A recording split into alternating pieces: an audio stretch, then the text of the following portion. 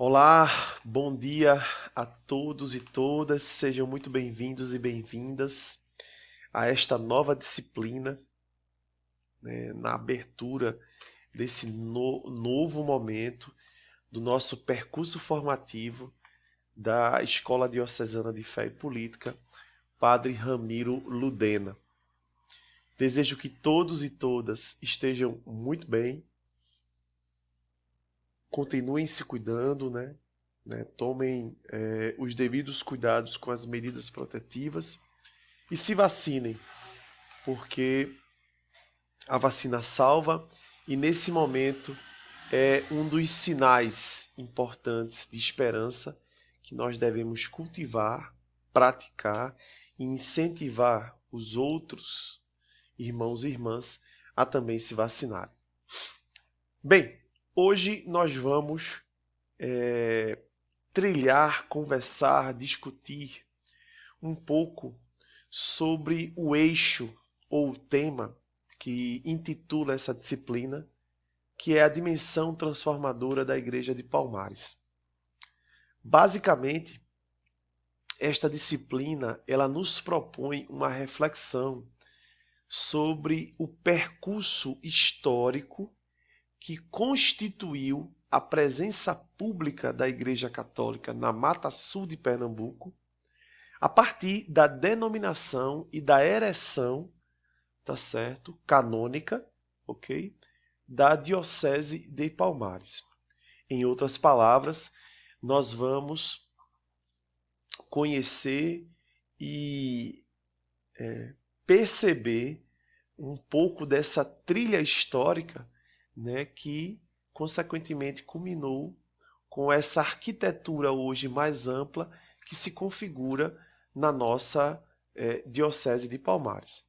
Bem como também entendendo, né, alguns aspectos fundantes que constituem este chão de atuação para nós leigos e leigas, né, que estamos imbricados e automaticamente, né, envolvidos e engajados nos diversos segmentos sociais que estão presentes na nossa diocese, na nossa vida secular e que têm uma relação direta com a nossa vivência pastoral, a nossa vivência cristã nas nossas comunidades e nas nossas paróquias. Então, é uma disciplina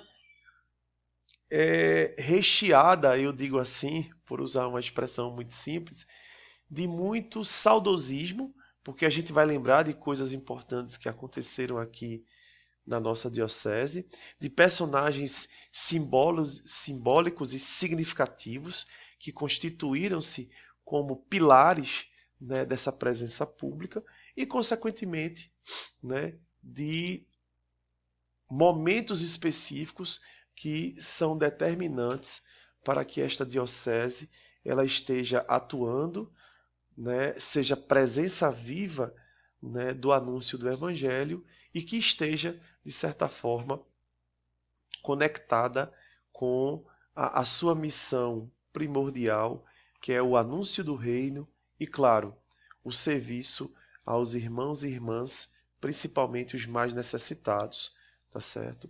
Dentro dessa dimensão transformadora que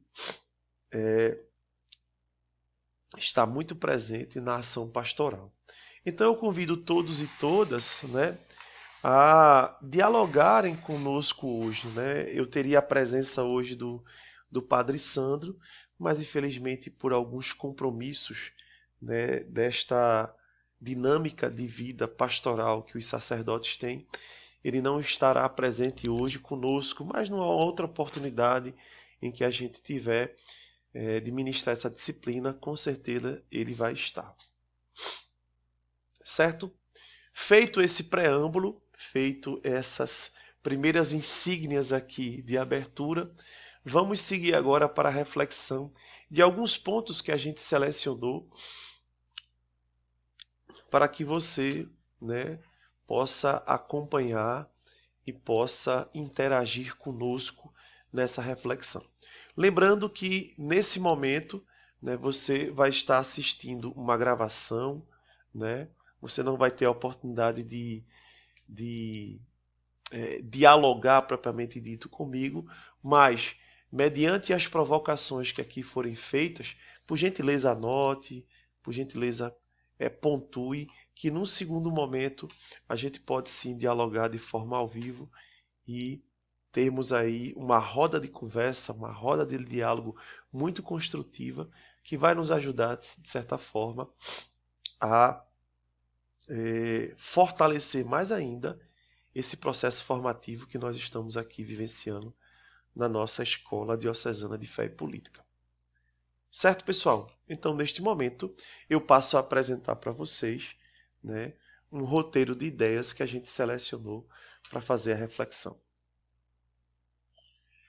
Bem, nosso primeiro ponto, o ponto de partida dessa reflexão, trata justamente do que você está observando aqui na nossa tela de exposição,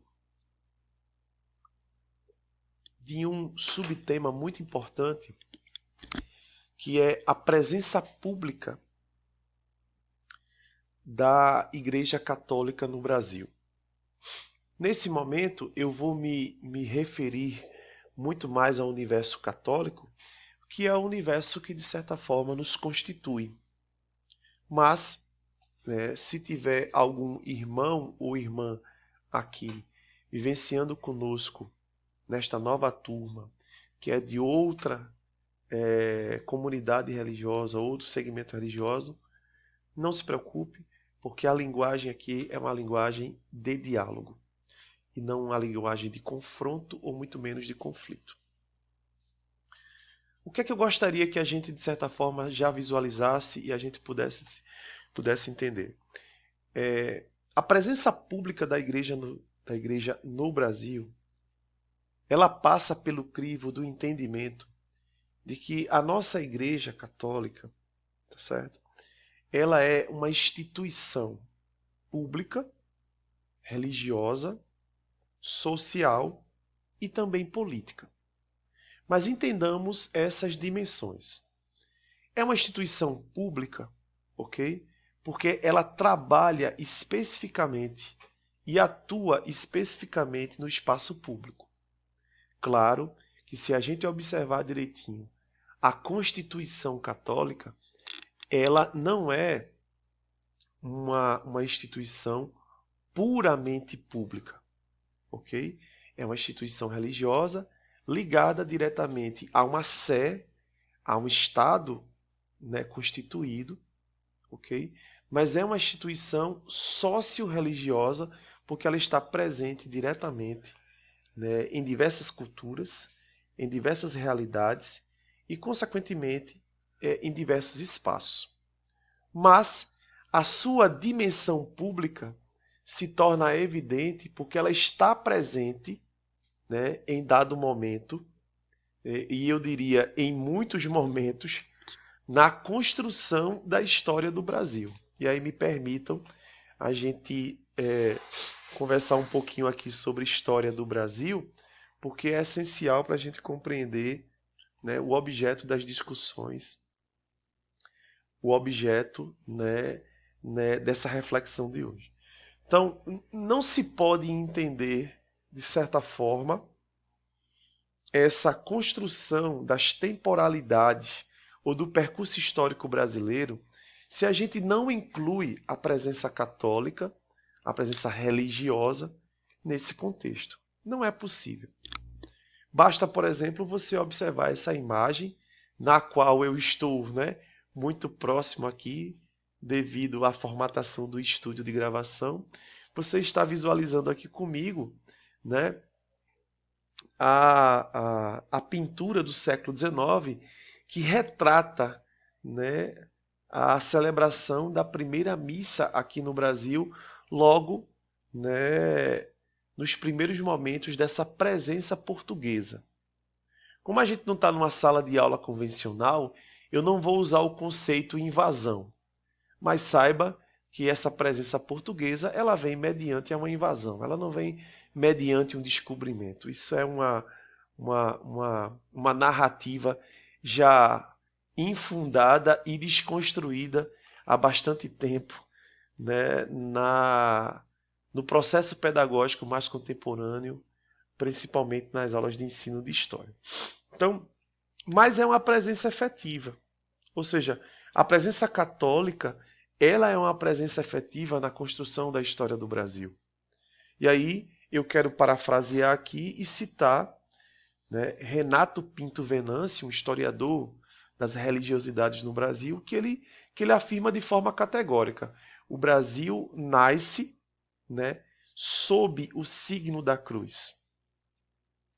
Então, Renato Pinto Venâncio, juntamente com Melri Del Priore, que é outra escritora, historiadora muito conhecida no meio acadêmico, eles enfatizam, né, esse conceito de que o Brasil nasce sob o signo da cruz. E aí nós concordamos sim com essa afirmação, haja vistas que todas as relações estabelecidas desde o momento que o Brasil se torna um espaço, de certa forma, constituído por meio dessa invasão, dessa chegada, das relações estabelecidas entre os portugueses e os nativos, vai, de certa forma, acontecer essa precedência de uma presença efetiva, né, da Igreja Católica, mediante lá as suas relações também constituídas com a coroa portuguesa. Então, esse pontapé inicial é o que faz com que, né, essa presença pública comece a aparecer com muita evidência na história do nosso país. Então, somos uma instituição, né, secular, não só nas temporalidades dessa história mais geral, mas quando a gente fala da presença católica no Brasil, somos uma instituição secular. Desde o século XVI até o século XXI, fazemos parte dessa construção dos percursos históricos no qual a história do Brasil está alinhada e está, de certa forma, vivenciando. Então, isso é muito importante, porque em dado momento, né, a Igreja Católica ela se tornou a guardiã dos registros históricos e, consequentemente, também protagonista de alguns momentos e movimentos históricos que vão constituir a história do nosso país. Tá certo? Então, é uma reflexão que eu faço muito importante para que a gente entenda como é que se organiza, como é que se constrói, né, essa presença efetiva também da igreja na nossa região, na nossa realidade, né, nas nossas comunidades. Bom, ao longo desse processo histórico em que a igreja está presente desde a da época das invasões portuguesas, passando pela constituição, né, dos períodos históricos, como o período colonial, o período imperial e, consequentemente, o período republicano, a Igreja Católica sempre esteve muito presente e envolvida, tá, em debates importantes para a ordem pública. Ok? Não cabe aqui a gente polarizar, porque é um termo muito utilizado hoje, né? Nem muito menos a gente tecer críticas em dado momento a alguns posicionamentos, porque esse não é o foco, né, da nossa construção hoje. Mas é importante que a gente saiba que nessa proposição de alguns debates para se refletir a ordem pública, para se refletir a realidade pública, a igreja ela foi criticada, ela criticou, ela atuou de forma mais propositiva, ela ficou, de certa forma, em dado momento, numa posição de retaguarda, né? Mas sempre, de certa forma, refletindo, né, sobre pontos cruciais em que a realidade estava acontecendo, se procedendo e, de certa forma, impactando, né, a ordem social, a ordem pública. Então, se a gente lembrar de alguns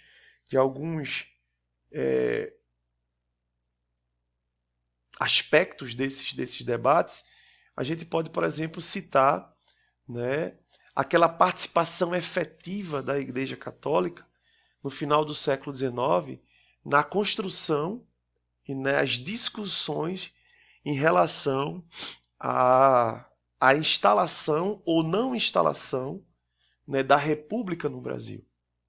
Ok? Bem como também a gente pode lembrar, né, dos movimentos revolucionários ou movimentos sociais de contestação e de busca pela autonomia política brasileira, em que sacerdotes católicos também participaram de forma efetiva, como é o caso da nossa Revolução aqui pernambucana de 1817, onde o Frei Caneca, o Frei Miguelinho e outros personagens católicos, naquele momento, participaram como protagonistas. Então, essa presença nos debates sobre a ordem pública, sobre temas importantes ou sobre situações importantes, eu diria que é uma vocação da presença pública da nossa igreja, né, dentro do percurso da história do Brasil. Por isso que em dado momento recebemos algumas críticas que precisamos entender, né, e ao mesmo tempo refletir.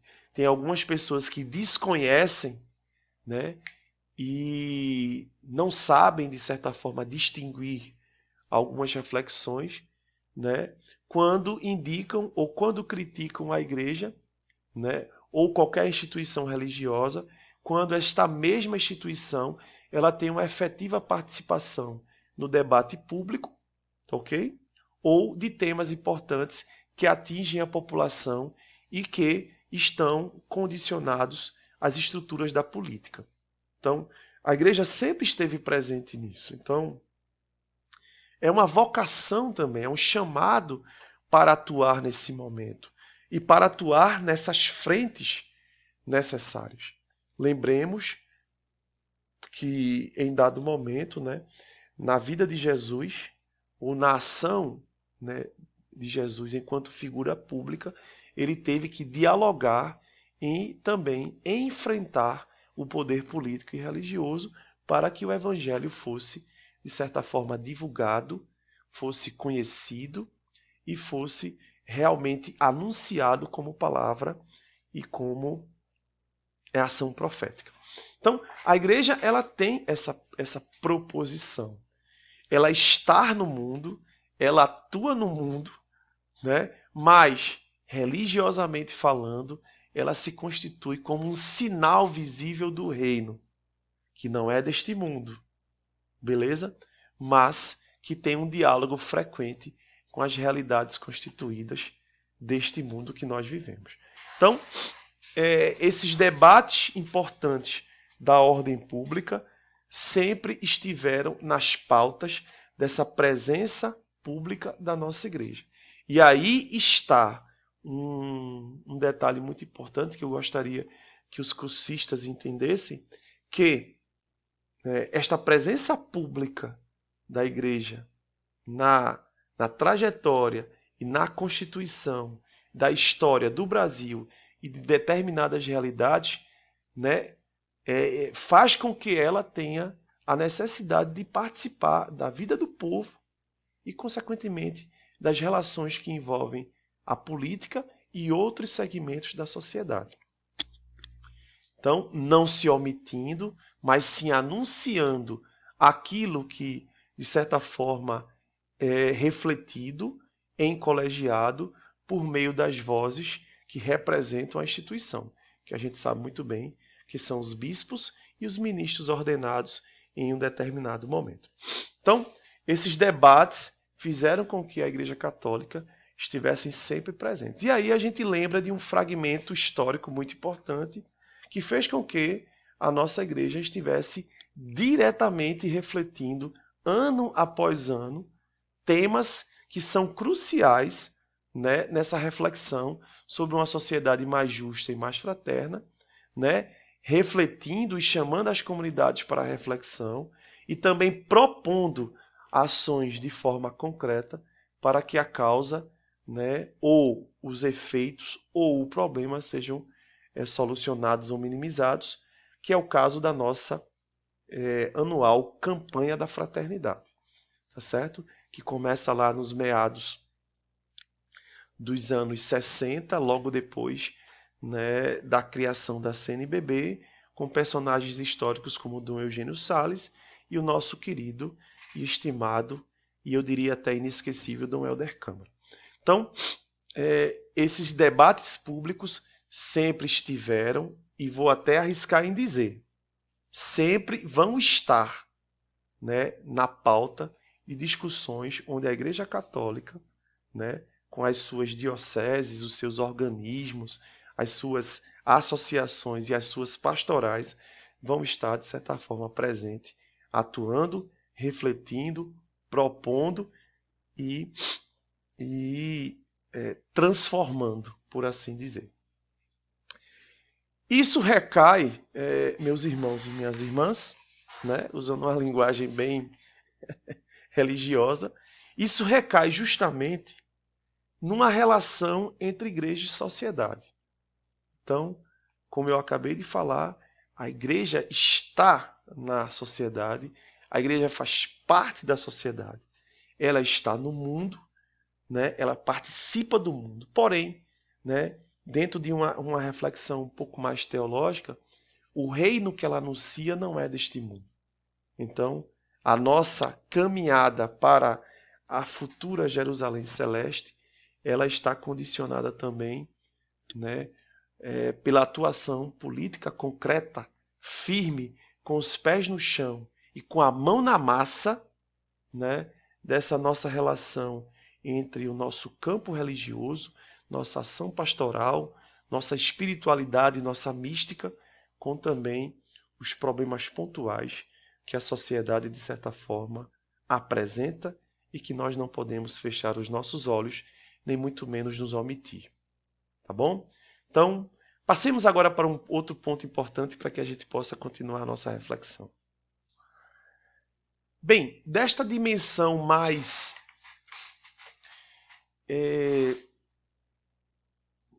histórica, sociológica, dessa presença pública da igreja no espaço público e a sua relação com a sociedade propriamente dita, a gente passa agora a refletir os desafios, né, da igreja enquanto instituição religiosa e socio-religiosa, a partir da prerrogativa da existência e da construção do que nós chamamos de um mundo moderno.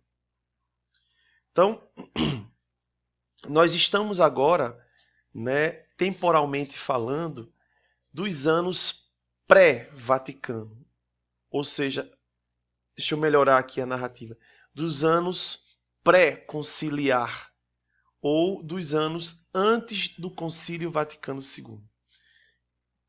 Então, entre 1920, do século XX, e 1950, ou seja, da primeira metade do século XX até a metade mesmo do século, na verdade, das primeiras décadas do século XX até a primeira metade do século XX, desculpe, corrigindo aqui rapidamente, tá bom? A Igreja Católica ela vai passar por um processo de reestruturação aqui no Brasil, tá bom? Porque depois que o Brasil se transforma em uma república, né, lá no final do século XIX, a relação entre igreja e Estado ela começa a ter alguns condicionantes. E aí não cabe aqui uma reflexão ou um debate mais incisivo sobre isso, senão a gente perderia o foco de chegar, né, no mais importante, que é conversar sobre a nossa diocese.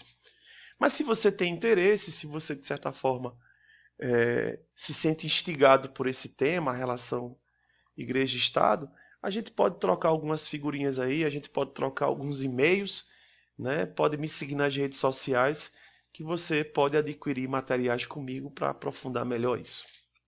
Então, dos anos 20 especificamente, né, das primeiras décadas do século 20 até os anos 50, a igreja ela vai, aqui no Brasil, passar por um processo de reorganização, porque essa separação oficial do Estado brasileiro, né, vai fazer com que a igreja tenha dois aspectos importantes. Primeiro, a tomada de consciência, né, que o professor padre Rolando Aze nos chama a atenção nos seus escritos, tá certo? Bem como também o padre e professor José Carlos Beoso, tá certo? Então, há uma tomada de consciência da hierarquia católica, tá certo? Representada pelos nossos bispos, que faz com que, né, essa participação e esses posicionamentos em relação à República e ao Estado brasileiro comecem a ter, em dado momento, um diálogo, mas em dado momento também, né, alguns atritos ou conflitos que condicionariam essa atuação de ambos os entes nesse momento. Então, são anos antes, né, anos que antecedem a ocorrência do Vaticano II. Então, o Vaticano II, né, um pouquinho mais para frente, lá na década de 60, ele vai ter, né, toda uma estrutura diferente que a gente vai refletir. Mas os anos antes, né, da ocorrência do Vaticano II aqui no Brasil, faz com que a igreja, de certa forma, comece a se preparar para os desafios do mundo moderno. E aí vamos lembrar também dois importantes eventos da história que vão condicionar a construção desse mundo moderno, que são as duas grandes guerras mundiais, né, e a consolidação do sistema capitalista, né, principalmente no mundo ocidental, que é o mundo, né, que é a parte do mundo onde o cristianismo católico e também as outras correntes, né, do cristianismo mais ligados ao protestantismo histórico, pentecostais e neopentecostais, têm uma atuação muito forte. Beleza? Então, o que é que acontece? Esse mundo moderno, esse mundo que se configura pós as duas grandes guerras, que tem o capitalismo que vai se consolidando e vai dando a conotação desses tempos que nós chamamos de globalização, vão se tornar aí desafios para essa atuação pública da igreja. Então, aqui no Brasil não é diferente. A tomada de consciência dos bispos, a melhor organização da hierarquia católica, né? A necessidade de institucionalizar-se e se interiorizar começa a aparecer, porque dos primeiros anos do século XX, um grande problema que vai, né, ocorrer para essa presença mais efetiva da igreja e da evangelização, do anúncio, é justamente a assistência espiritual, a falta de sacerdotes, as distâncias, né? Uma não organização tão exemplar como se tem hoje na realidade contemporânea que nós vivemos. Então, os desafios eram demais. E aí o mundo moderno, né, tecnológico, começa, de certa forma, a aparecer, começa a se configurar, começa a se formatar. Então, e a igreja tinha que estar presente e, ao mesmo tempo, atenta a todas essas transformações. Então, os anos pré-Vaticano II são condicionados e marcados por essas características que eu estou aqui expondo, né, contextualizando com vocês nesse momento. Tá certo? Mas vem as décadas seguintes, né, 40, 50, etc. A partir da década de 50 a gente vai ter justamente essa preparação mais efetiva para o concílio. E, consequentemente, a gente vai ter aí alguns papas que vão se destacar. É claro que todos os santos padres são importantes, e quando a gente estuda a história da igreja, a gente vê que cada um teve momentos assim marcantes dos seus papados. Né? Do final do século XIX até João Paulo II, a gente vai ter de Leão XIII, Bento XV, né? Pio XII, né? Que foi o papa que enfrentou, né, os horrores da guerra. E, consequentemente, a gente vai ter o Papa João XXIII, depois o Papa Paulo VI, que são personagens centrais, né, responsáveis pelo início e, consequentemente, pelo desenvolvimento do Concílio Vaticano II. O Vaticano II, como a gente está vendo nessa imagem aqui belíssima, né, vai reunir as lideranças, vai reunir os bispos, vai reunir, né, os atores principais para uma reflexão muito séria, muito necessária sobre os desafios do mundo moderno. Tá certo? Então, o Papa João XXIII, né, São João XXIII, porque já foi canonizado, ele inspirado, né, pela misericórdia do Senhor e ao mesmo tempo pelo Divino Espírito Santo, ele convoca a igreja para ter esse sopro diferenciado, né, para que ela possa, de certa forma, abrir as suas janelas e respirar novos ares, no intuito de perceber que o mundo que ela estava era um mundo diferente e que requisitava ali naquele instante, década de 60, uma atuação diferente, uma atuação mais conectada com as demandas daquela contemporaneidade. Tá bom? Então, o Vaticano II, para nós historiadores, para nós estudantes de história, professores de história, é um divisor de águas nessa atuação da Igreja Católica durante o século XX. Tá certo? E todos nós, leigos e leigas, que já passamos por outras formações aqui, né, nos nossos respectivos grupos de origem, PJMP, Renovação Carismática, grupo de evangelização, o próprio setor social, né, já temos e já escutamos e já refletimos a importância do Vaticano II para a vida da nossa igreja. Né? Além de ser um grande sopro dado pelo Espírito Santo que iluminou as consciências e as reflexões feitas pelos bispos naquela época, inclusive o nosso querido Dom Acácio, saudoso Dom Acácio, que vai estar presente aí juntamente com outros bispos expressivos do nosso Regional Nordeste 2, né? A igreja começa realmente a ter um feeling, né, da necessidade de se adequar, mas não se adequar propriamente dito, mas se contextualizar com as demandas desse mundo que naquele momento estava realmente, né, tendo um progresso e ao mesmo tempo um desenvolvimento muito rápido, certo? Tanto que o Papa Paulo VI, na sua encíclica, né, Progressus Populorum, se não me falha a memória, né, se eu tiver errado alguém me corrige aí, que às vezes eu não gravo bem os nomes dos documentos da igreja, ele vai refletir justamente sobre, né, esses pontos negativos e positivos do progresso muito rápido, muito instantâneo, muito efusivo que acontecia naquela época lá entre as décadas de 60 e 70. Então, o Vaticano II ele vai ser realmente um divisor de águas, uma guinada, né? Uma experiência marcante para a vida e o coração daqueles que teoricamente estavam à frente da igreja.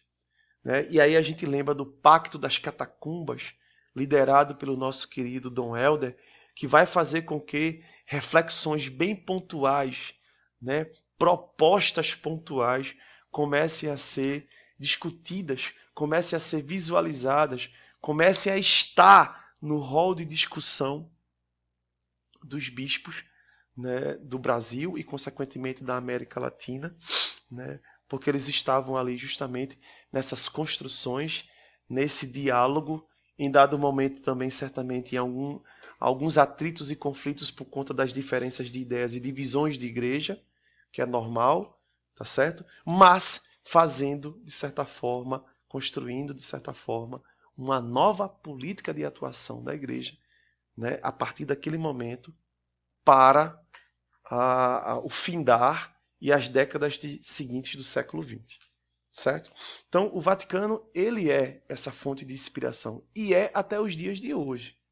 Nós não podemos esquecer que é do Vaticano II, que surge algumas constituições e alguns documentos importantíssimos, como a Sacrosanto Concilium, né, que modificou as estruturas da nossa liturgia, né, orientando as liturgias para algumas mudanças pontuais que nós vivenciamos até hoje, como a liturgia celebrada na língua vernácula, né, como o posicionamento diferenciado do sacerdote que antes ficava de costa e, consequentemente, fica de frente agora para o povo, né? A Gaudium et Spes, né? A Lumen Gentium, documentos importantíssimos para a formação, né, do laicato, para que se entenda e se compreenda toda essa dimensão transformadora que nós leigos também possuímos e que temos a responsabilidade de assumir enquanto batizados e batizadas, né? Então, a igreja no Brasil, na América Latina e também no mundo todo vai respirar, né, estas reflexões, essas proposições, essas novas concepções que surgem a partir do Concílio Vaticano II. Eu, particularmente, gosto de chamar de Santo Concílio Vaticano II, porque foi realmente um momento muito especial, né, da vida da Igreja no âmbito mais universal. E é justamente nesse período em que o Vaticano II vai, de certa forma, né, iluminar e irradiar, né, a organização pastoral em diversas partes do mundo, em diversas comunidades, que nasce, que emerge, que se estrutura uma presença mais direta e objetiva, né, da Igreja Católica na Mata Sul de Pernambuco, que é justamente a nossa querida, né, a nossa tão sofrida em dado momento, Diocese de Palmares. Então, nessa segunda parte da reflexão, a gente vai destinar aí algumas pistas de compreensão de como essa presença da nossa igreja, essa presença transformadora da nossa igreja, se estruturou a partir do percurso histórico e, consequentemente, né, das características dos governos pastorais que nós tivemos até recentemente agora, do nosso saudoso e querido Dom Henrique, que já se encontra na casa do Pai, bem como também o nosso primeiro bispo, Dom Acácio, né? Então, essa primeira reflexão foi justamente para que a gente se ambiente, a gente visualize e a gente perceba, né, que a nossa ação transformadora e a nossa participação viva enquanto igreja local, igreja diocesana, está conectada com essas características de uma igreja que está no espaço público, que atua no espaço público, que está no percurso da história do Brasil, que vivenciou uma experiência marcante à luz do Evangelho e à luz da inspiração do Divino Espírito Santo, que é o Vaticano II, e que é uma igreja que desde aquele momento, Vaticano II em diante, década de 60 em diante, vai ter uma atuação muito mais consciente, muito mais reflexiva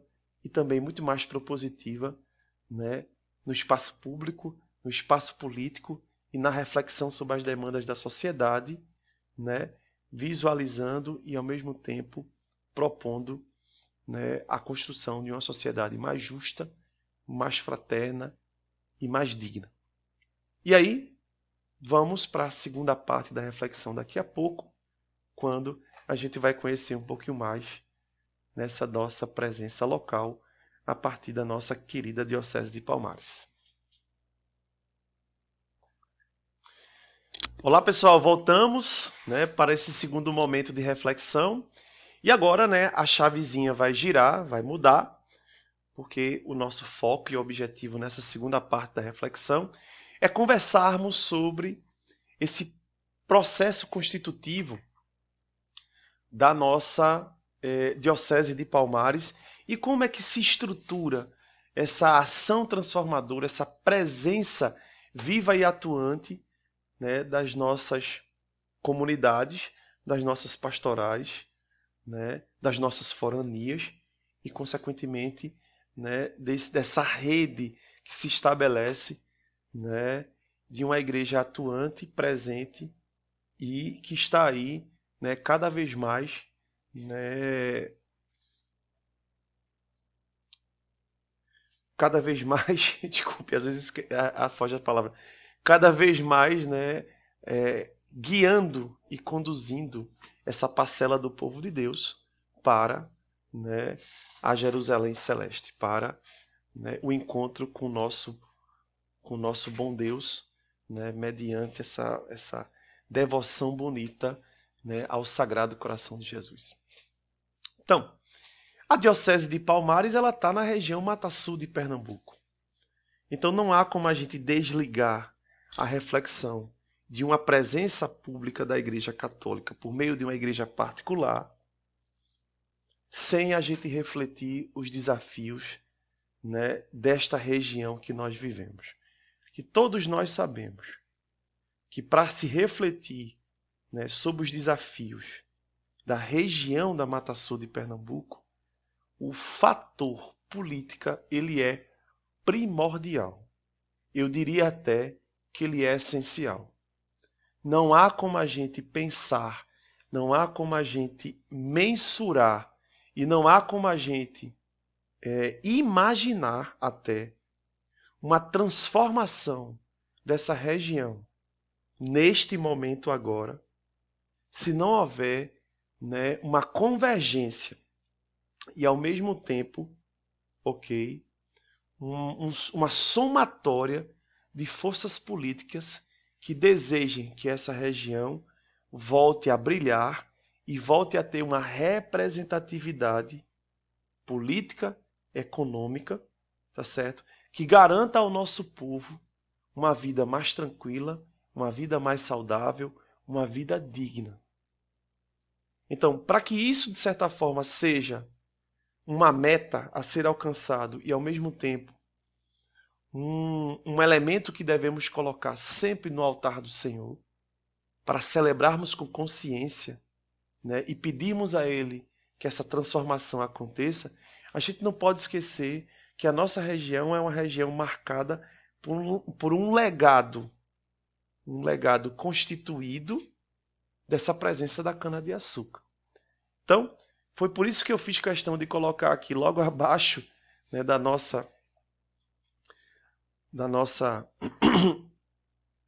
nosso vídeo, né, do nosso estúdio aqui, o mapa da Mata Sul de Pernambuco, para que a gente perceba o quanto é grande geograficamente a nossa região e o quanto nós temos municípios importantes que podem, devem, tá certo, assumir a sua vocação produtiva, sendo incentivados por políticas públicas que possam estar além e que nos ajudem a superar esse legado, né, constituído da cana-de-açúcar, que em dado momento se transformou num legado muito perverso.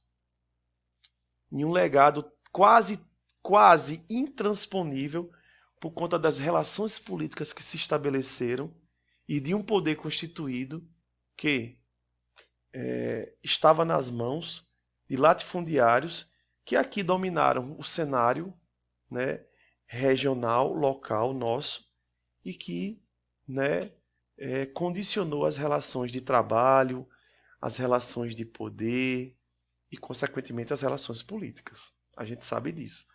Então, entender a Mata Sul é muito importante. Entender para poder contribuir politicamente falando, porque um dos objetivos aqui da nossa escola é justamente fomentar, formar e incentivar novas lideranças políticas em suas comunidades, em seus municípios. Consequentemente, qual é a nossa fonte inspiradora? A fé cristã. Tudo isso que nós fazemos é à luz da fé cristã, é à luz do Evangelho de Cristo, é à luz do exemplo do Cristo que, teoricamente, sempre, né, buscou, né, com a sua metodologia do coração manso e humilde, mas revelar o Pai a todos e todas para que a vida das pessoas fossem transformadas. Então, o que é que acontece? Entender a Mata Sul é uma necessidade. Não é algo apenas clichê. É uma necessidade. Entender para atuar. E aí está, né, a dimensão transformadora da presença da nossa igreja, começando, de certa forma, a se projetar. Porque na medida que temos uma consciência muito bem posta, muito bem instruída, muito bem equilibrada sobre a região que nós vivemos, nós poderemos atuar, propor e participar de uma forma mais consciente. Bem, o que eu recomendo também, enquanto ponto de reflexão, é não se prender apenas a este passado, mas ter esse passado como um ponto de reflexão para que a gente possa avançar em demandas contemporâneas, demandas urgentes do dia de hoje. Esquecer o passado não podemos, porque ele vai estar sempre voltando, né, e sendo revisitado, porque algumas das nossas comunidades, alguns dos nossos municípios ainda são totalmente dependentes desse cultivo, desse processo e das relações de trabalho que envolvem a cana-de-açúcar. Mas é preciso pensar, sonhar e acreditar que novas oportunidades e novas alternativas podem ocorrer na nossa região. Senão a gente não vai acreditar, né, numa possível transformação. Não só pelas causas sociais, mas também pela presença e pelo anúncio do Evangelho. Devemos ser sal e luz nesse processo aqui. Então, a Mata Sul de Pernambuco é um desafio. E nós, leigos e leigas que estamos, vivemos e atuamos aqui, devemos compreender isso. No sindicato, na escola, na comunidade, na associação de bairro, no partido político e dentro da nossa comunidade religiosa. Tá bem? Então, isso não pode ser apenas discutido em tempos eleitorais. Isso precisa ser discutido de forma constante. É uma pauta constante da nossa presença e da nossa atuação no meio, né, sociocultural e também religioso. Então, dito isto, feita essa reflexão da necessidade da gente conhecer o chão da nossa Mata Sul, entender o legado da cana-de-açúcar, que em dado momento foi muito positivo, mas em dado momento se transformou num legado perverso, entendendo essa região, a gente fica, né, muito mais seguro para justamente entender, tá, como a nossa diocese ela começa a figurar nesse cenário, né, nesse campo e, consequentemente, né, marcando, né, a sua presença institucional, religiosa, política e social. Então, alguns dados que eu vou apresentar aqui são apenas pistas, para não ficar uma reflexão muito extensa, né? Slides muito cheios. Não, eu tentei sintetizar para que a gente compreenda. Então, a criação da nossa diocese ela está lá temporalmente muito ligada a os anos 50 em diante, onde ocorre, né, inicialmente nessa década de 52 em diante, a criação da CNBB, né, a Conferência Nacional dos Bispos do Brasil. Esse colegiado dos nossos pastores que tem uma voz representativa e se constitui, né, num segmento importante que reflete sobre a realidade. Então, observe que a CNBB, né, dependendo da urgência e dependendo, de certa forma, do momento, a CNBB se pronuncia, a CNBB se coloca.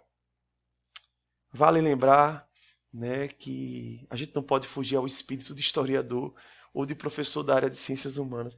Vale lembrar que também, em dado momento, existem alguns silêncios que a gente precisa, de certa forma, refletir, né, que foram protagonizados pela CNBB.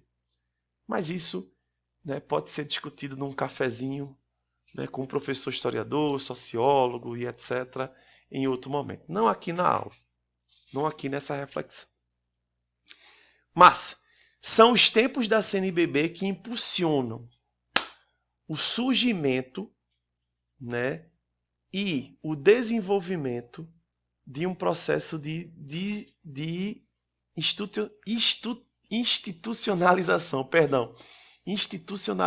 da presença católica em áreas que necessitavam essa presença. Uma delas é a nossa região aqui, beleza?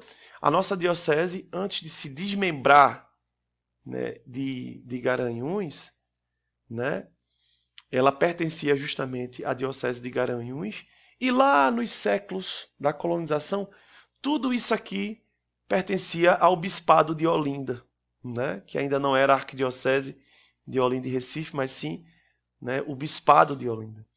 Então, essas proporções e essas dimensões gigantescas de algumas dioceses dificultavam muito o trabalho pastoral, a assistência espiritual,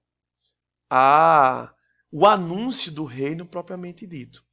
Então, dos anos de 52 em diante, vai haver um processo de institucionalização, né, de desmembramento, de criação de novas dioceses em áreas específicas que necessitavam dessa presença mais efetiva de uma igreja local.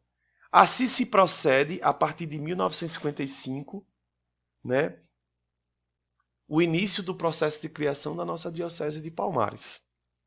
E aí uma figura importantíssima vai estar ligada, né, a esse processo, que é o Monsenhor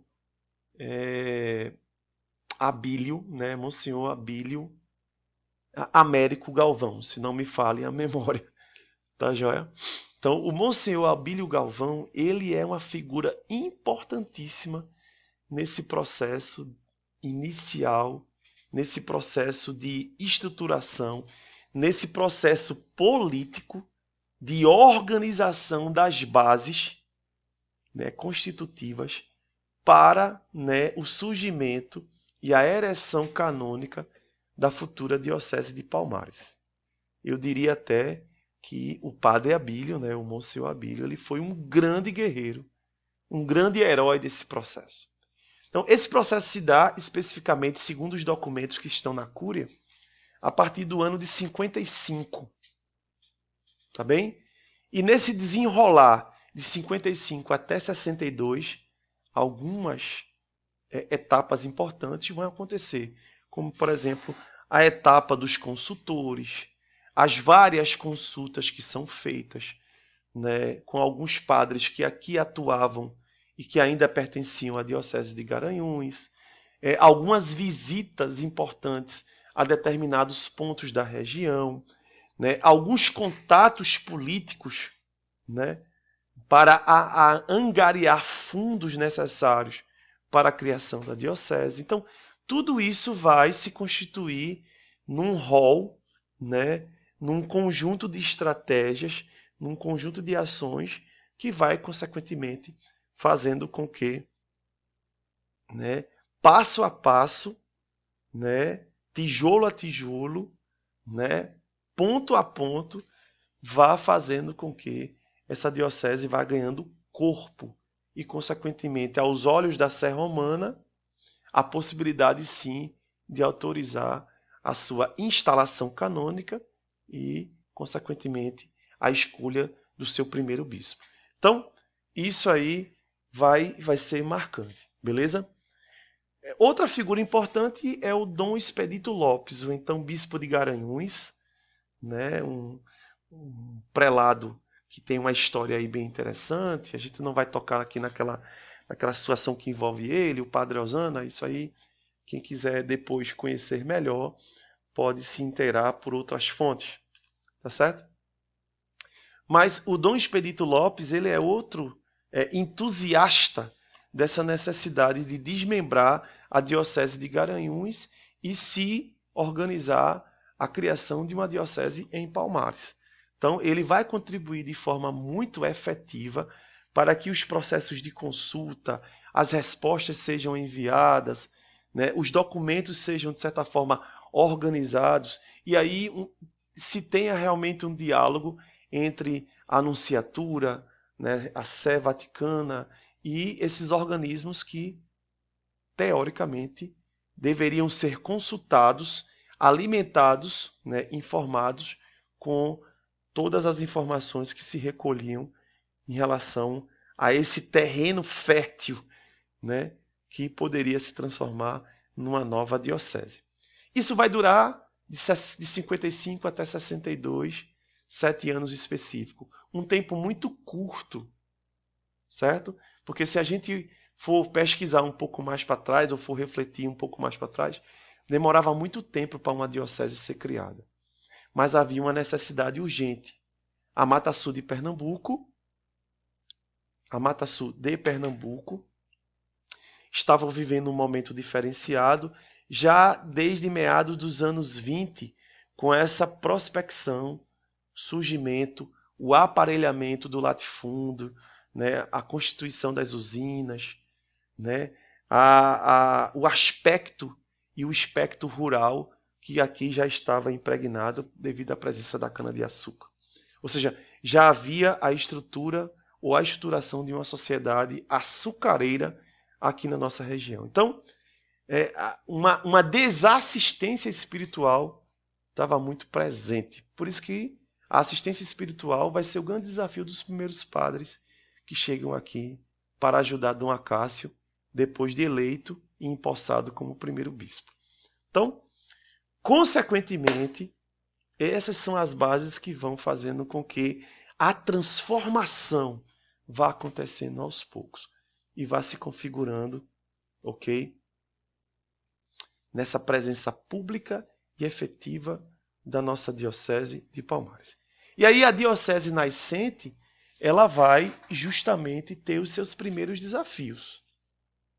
O primeiro grande desafio é justamente a assistência espiritual, né?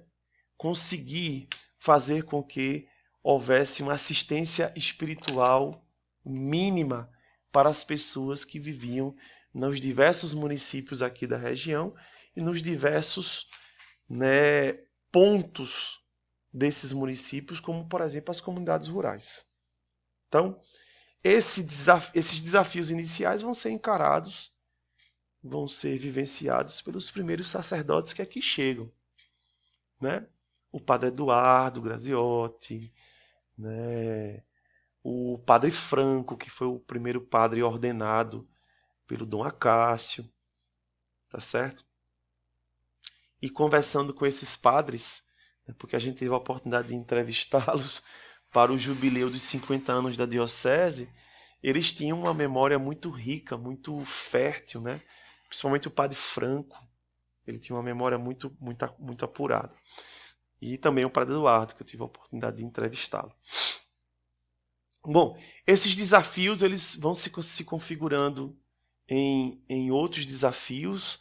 Esse clero estrangeiro é marcante porque são padres que vão vir, né, para experiências de missão e também padres que já atuavam aqui, respectivamente, de outras congregações religiosas, como é, por exemplo, o exemplo da presença efetiva dos padres do Sagrado Coração de Jesus, né, na paróquia de Catende, na paróquia de Água Preta, no norte de Alagoas, né, fazendo e realizando missões que já atingiam comunidades no agreste de Pernambuco, como é o caso aqui do missionário deoniano do Padre Francisco de Água Preta. Então, esses padres estrangeiros vão, de certa forma, né, no início da presença pública e dessa história da nossa diocese, assumir realmente essa vocação, essa missão e, consequentemente,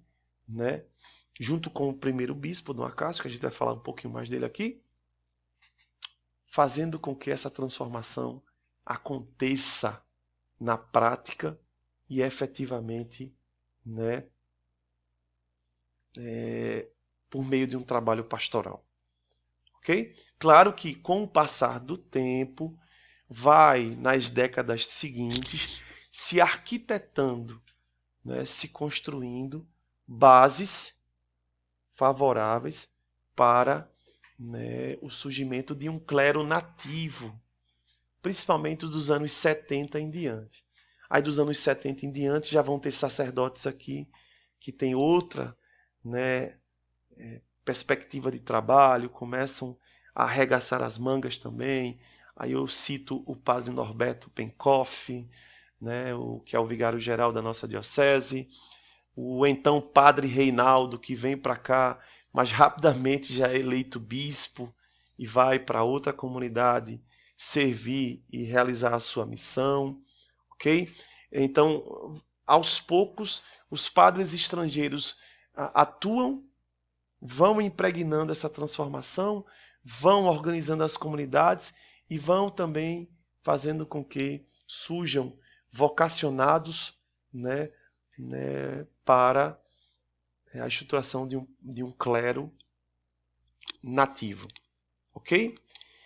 Em contraponto a isso, vai acontecer aqui o apogeu das usinas. Né? No momento em que a nossa diocese ela está erguendo-se, propriamente dita, atuando nos primeiros momentos, havia na região aqui em funcionamento 18 usinas, certo? Várias usinas, fora alguns empreendimentos pequenos, moinhos, engenhos, destilarias, que também tinham, de certa forma, uma presença econômica na região, ok? E isso vai marcar o início, de certa forma, da presença da nossa diocese e, consequentemente, nas décadas seguintes, quando o ciclo da cana-de-açúcar aqui na região vai se enfraquecendo, marca também essa presença da nossa igreja, porque há toda uma reconfiguração do trabalho pastoral, da atuação dos leigos, da atuação dos nossos sacerdotes, tá certo?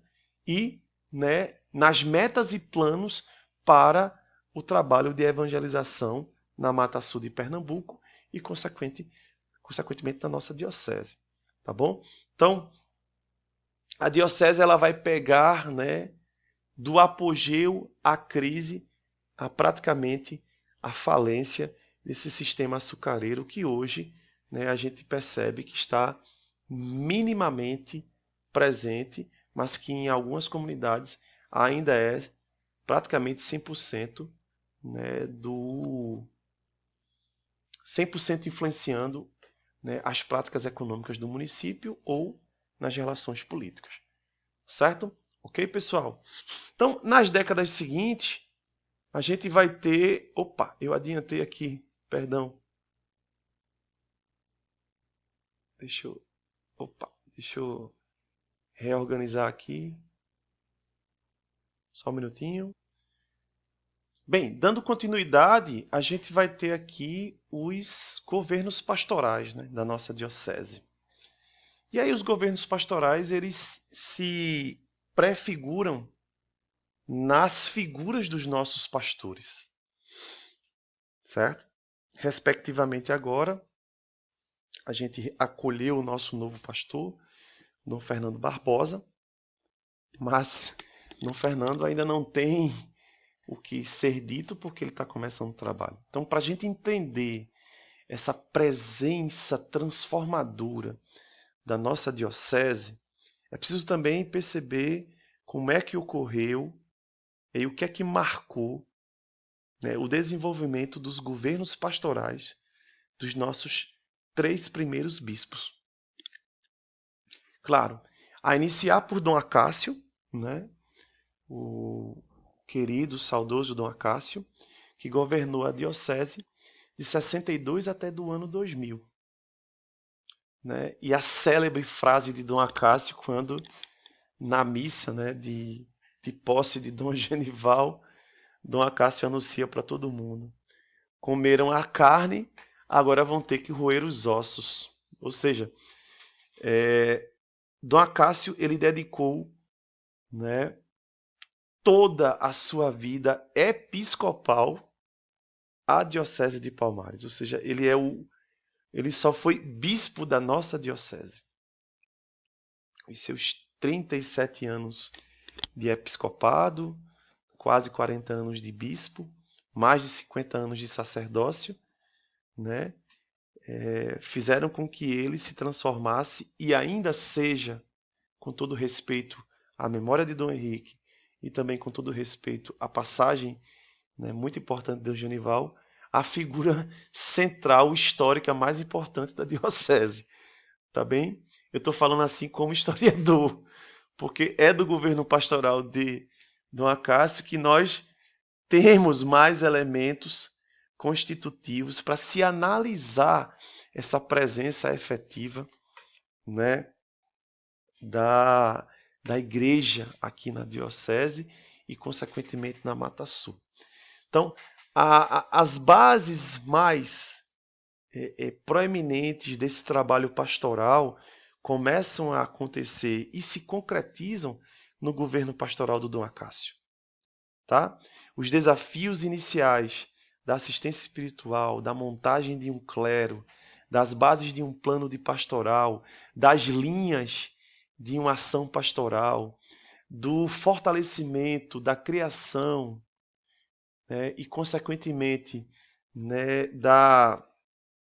do engajamento de grupos, né, dentro das paróquias, né, foi um trabalho brilhante, né, que Dom Acácio e os seus sacerdotes e colaboradores, que desde o início o ajudaram, realizaram. Aí está, né, viva e propriamente dita, essa dimensão transformadora da nossa igreja. Um trabalho pastoral muito conectado com as demandas do nosso povo, muito conectado com as realidades existentes e constituídas, tendo sacerdotes e um bispo que teoricamente estavam ali, né, refletindo diretamente sempre sobre as questões mais importantes que mereciam ser refletidas e mereciam ser, de certa forma, colocadas, né, para o povo. Então, Dom Acácio ele é uma figura, eu diria assim, estrelar dentro dessa reflexão que a gente faz na medida em que a gente conhece um pouco mais a história da diocese. Claro, por ser o primeiro bispo, por ter toda uma recepção muito bonita em relação à sua chegada, como também Dom Genival teve, como Dom Henrique teve, como o próprio Dom Fernando agora teve. Mas os anos 60, né, esses anos de transição, de épocas de um passado muito próximo, guardam, de certa forma, um saudosismo em relação a alguns aspectos bem interessantes. Se você pega as fotos, né, da missa de posse de Dom Acácio, são fotos belíssimas, de imagens que só vamos, de certa forma, apreciar a partir dos registros e que vão ficar na nossa memória. Né? Mas aí, Dom Acácio foi um pastor muito firme, que fez uma opção muito direta, tá certo? Pela religiosidade, pela espiritualidade, pelo trabalho de evangelização das comunidades, tendo como principal foco, né, o homem do campo. Então, padres que viveram estas épocas testemunham isso de forma muito direta. Padre Tadeu, o saudoso Padre Jorge, Padre Alberico, quer dizer, padres que viveram e estavam muito próximos ao Dom Acácio em todos esses momentos em que a diocese vai se constituindo então, enquanto presença viva a partir do lema que ele escolheu, unidos em Cristo. Então, Dom Acácio realmente ele vai fazer um governo marcante. Em dado momento, a gente precisa lembrar que houve momentos de tensão no seu governo pastoral, como, por exemplo, né, o fato, né, nacionalmente e internacionalmente conhecido, que envolveu, né, a figura do padre Vítor Miracapilo, então vigário de Santana da paróquia de Ribeirão, nos anos de 1980 a 1981, quando o Brasil ainda estava vivendo sob a égide, né, sobre o jugo de uma ditadura militar, certo? Que se você tiver curiosidade, na Cúria Diocesana tem um arquivo muito interessante para conhecer e para estudar, beleza? Então, o governo pastoral de Dom Acácio é um governo pastoral muito alinhado, né? Muito alinhado à realidade da diocese, bem como também alinhado às prerrogativas daquilo que se vivenciava na Igreja Universal, né? Na Igreja em âmbito universal, tá? Não na Igreja Universal, a outra comunidade que a gente conhece, mas na Igreja de um âmbito universal. Dom Acácio é um padre conciliar, ele vai ao Vaticano II, ele respira os novos ares do Vaticano II e, consequentemente, ele, né, se abre e trabalha na perspectiva de que isso também vai acontecendo no seu governo pastoral, na diocese que estava sobre a sua responsabilidade, sobre a sua condução, né, naquele momento, né, respectivamente até o ano 2000. Então, é uma época marcante, né? Então, a gente, quando era criança, ficava muito feliz ao ver a figura do bispo, aquela figura grande, gigantesca, enorme, de batina. Um homem extremamente amoroso, duro quando era para ser duro, mas bispo quando era para ser bispo, né? Então, quem conheceu ele, como, por exemplo, o diácono Chico, que é um dos participantes, certamente tem muito mais a dizer, a contribuir, a partilhar experiências pontuais, né, de ensinamentos e, consequentemente, dessas vivências, né?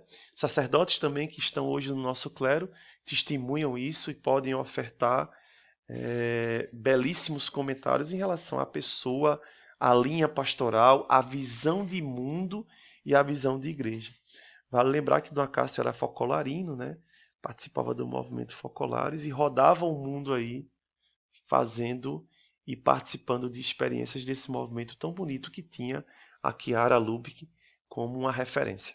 Então, a diocese nasce sobre esse espírito e tem essa condução inicial, né, transformando a Mata Sul de Pernambuco nessa perspectiva, a partir desse primeiro governo pastoral do Dom Acácio, que teve seus altos, teve seus baixos, né? Um ponto muito positivo também foi o sínodo dos anos 80, onde se rearrumou a casa, onde se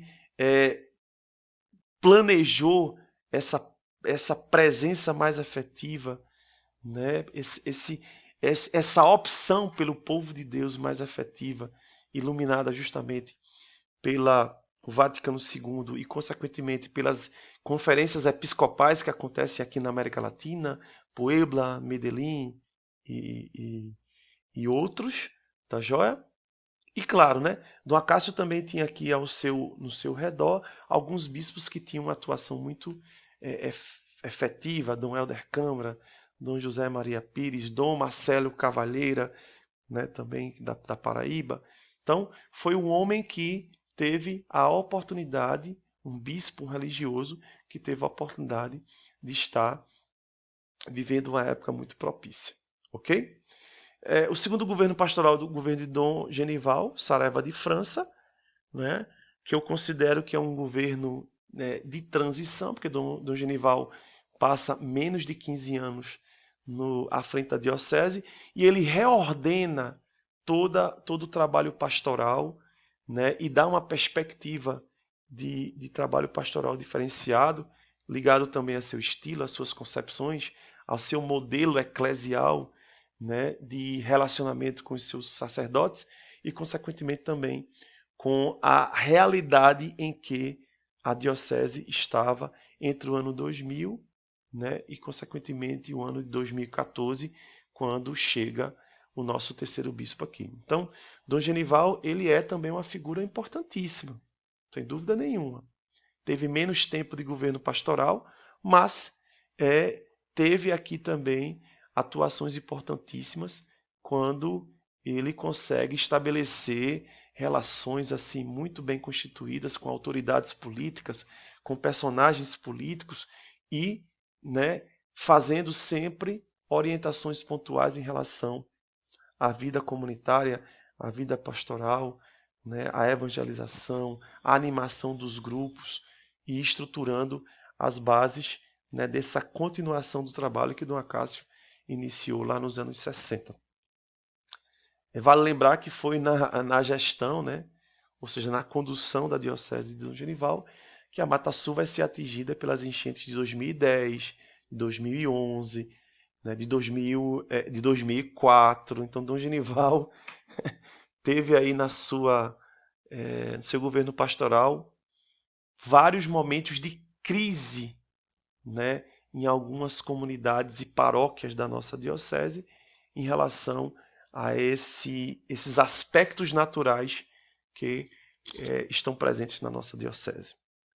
Já o terceiro governo pastoral do Dom Henrique, para a gente já dando passos de finalização da nossa reflexão, um governo pastoral de 7 anos, e uma frase que marca, né, esse governo é a volta para a grande disciplina, ou seja, Dom Henrique com um estilo muito diferente, estilo pastoral muito diferente de Dom Genival, de Dom Acácio, mas um estilo singular, uma proposição de igreja muito conectada com a contemporaneidade.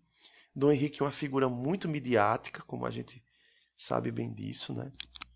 E que conseguiu fortalecer mais ainda a unidade com o clero diocesano, né? Dom Henrique sempre mencionava que tinha um profundo respeito e um profundo carinho, né, pelos seus padres, e os seus padres realmente tinham nele uma figura diferenciada. Então, Dom Henrique infelizmente falece, né, como a gente bem sabe, mas ele deixa marcas muito concretas, principalmente de um novo ardor para o trabalho pastoral, para essa presença mais efetiva das nossas comunidades religiosas, né, das nossas paróquias, dos nossos sacerdotes, na formação do nosso clero, na formação do nosso povo. Como todo mundo bem sabe, Dom Henrique era um homem extremamente muito inteligente e tinha o dom de ensinar, o dom de instruir, o dom de orientar, o dom de dissipar dúvidas, né? Dom Henrique era um homem que sabia esclarecer muito sobre, desculpe, homem não, um bispo que sabia esclarecer muito sobre a fé católica.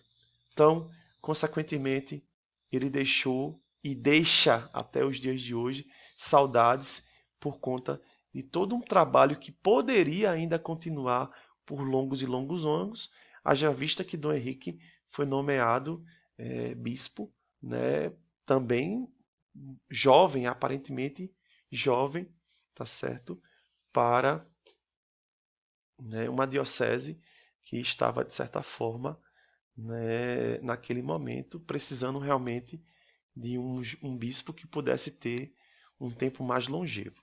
Mas tudo é da graça de Deus. O Henrique está na casa do Pai.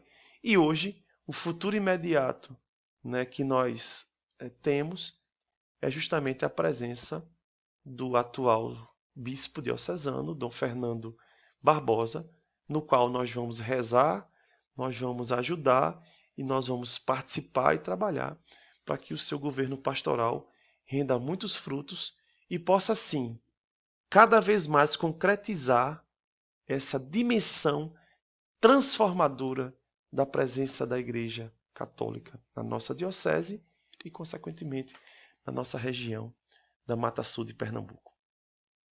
Meus amados, meus queridos e queridas, assim eu encerro esses 2 momentos de reflexão e fico à disposição se caso houver alguma questão, alguma dúvida, alguma ponderação ou algum ponto de debate ou esclarecimento que a gente possa, de certa forma, ainda contribuir. Muito obrigado pela paciência de me escutar. Que Deus abençoe a cada um, a cada uma.